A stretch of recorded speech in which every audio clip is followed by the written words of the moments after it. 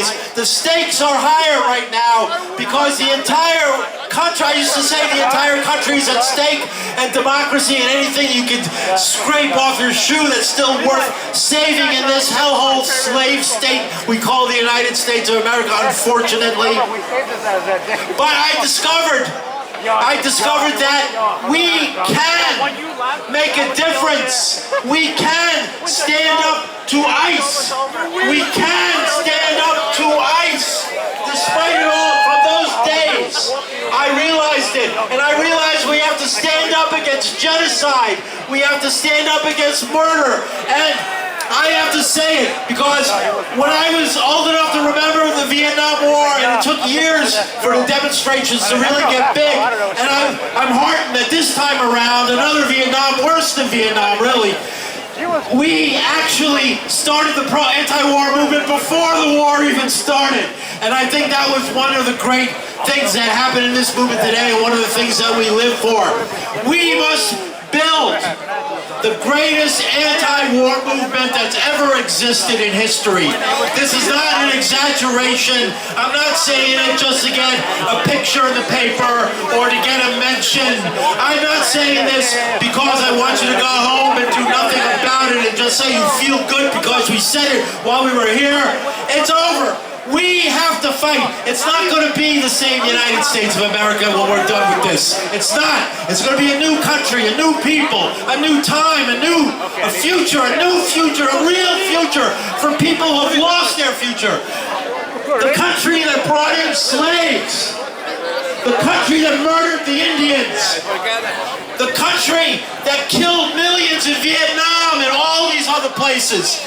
The stories go on and on. I could spend more than the 5 minutes I've been given to tell you, and you all know it, can look it up on Wikipedia. It's no mystery how they built this country. It wasn't built by pioneers, it was built by mass murderers and genociders. And we have to understand that. And that doesn't mean it's a bad country in the sense of the people are bad. We, the people, must stand together, and we have to learn how to take this country back from these corporate pigs, from this orange-haired maniac, this murdering, losing maniac who is now handing the war. He's handing the world to the mullahs of Iran. He's making the mullahs of Iran look good. Every round of the people who kill thousands of their own people look good. Next to this guy, the world is saying the heroic Iran. The heroic Iran. That's what Trump has managed to do.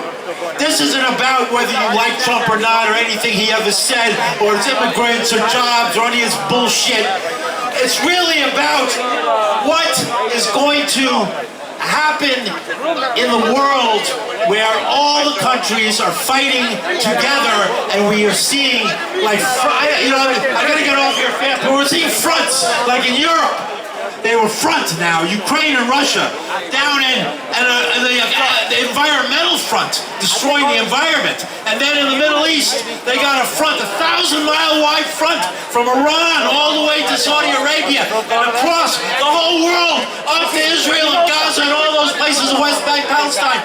They're all engulfed in war, two huge fronts. Remember the last time that happened? It was called World War II. Fronts, all right? The only thing missing is an Asian front, and we're going to get that with Taiwan probably. So now you're going to, what definition do you need that World War III is happening? It's happening, it's true. It's not a joke, it's not an exaggeration, it's not trying to get in the newspapers. It's a fact. We have to do something. There has to be this calls for the greatest anti-war movement in history. So, all right, and let me just say, check this. Just go to the David Peel event tonight over at 177 Prince Street. Bring the ticket here, get in cheap, and it's a lot of fun. And if you're new, gay David Peel, marijuana, you'll know why to go there and celebrate his life. Thank you. Yo, I don't know about y'all, man. Let's dance, right? Let's dance. Drop that shit, man. No. Yeah.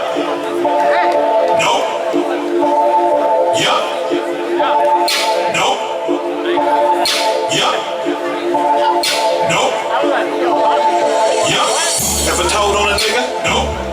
Ever squeezed a trigger?